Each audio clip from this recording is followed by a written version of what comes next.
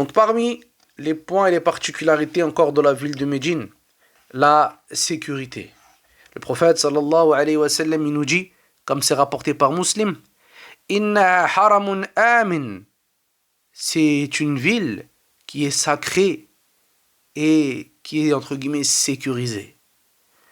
Donc les savants ils mentionnent plusieurs choses par rapport à cela. Et plus particulièrement ce qui est venu du prophète alayhi salatu wa sallam quand il nous dit Man akhafa ahla al-madinati zaliman lahum akhafahu Allah. Celui qui effraie les gens de Médine par injustice, eh bien Allah Jalla wa Ala, il l'effraiera. Wa kanat alayhi la'anatullah wal malaikati wan nasi ajma'in. Et sur lui s'abat la malédiction d'Allah ainsi que celle des anges et de l'ensemble des gens. La yuqbalu minhu sarfun wala adlun. Et on acceptera de lui aucun sarf, c'est-à-dire aucun acte obligatoire. Wala adlun, c'est-à-dire aucun acte surrogatoire non plus. Donc celui qui veut causer du tort aux gens de Médine, eh bien il est dans quelque chose de très dangereux. Et le prophète sallallahu alayhi wa sallam, eh bien dans plus d'un texte, comme on l'a vu dans l'épisode précédent aussi, eh bien le prophète sallallahu alayhi wa sallam, il a menacé ces gens-là.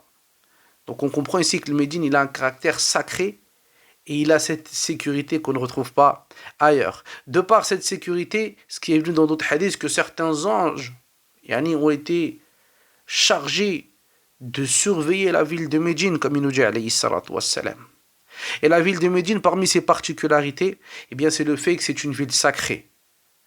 Et sacrée en islam, parmi les terres, seulement deux.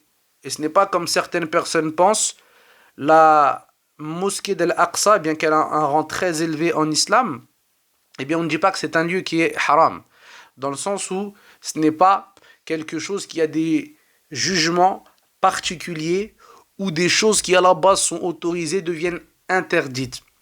C'est pour ça que le prophète sallallahu alayhi wa sallam il nous dit dans le hadith rapporté par Muslim, il nous dit Inna Ibrahim harrama Makkah wa inni harramtu al-Madinah. Il nous dit alayhi salatu wa sallam que Ibrahim alayhi salam il a rendu sacré Mecca et moi j'ai rendu sacré la ville de Médine.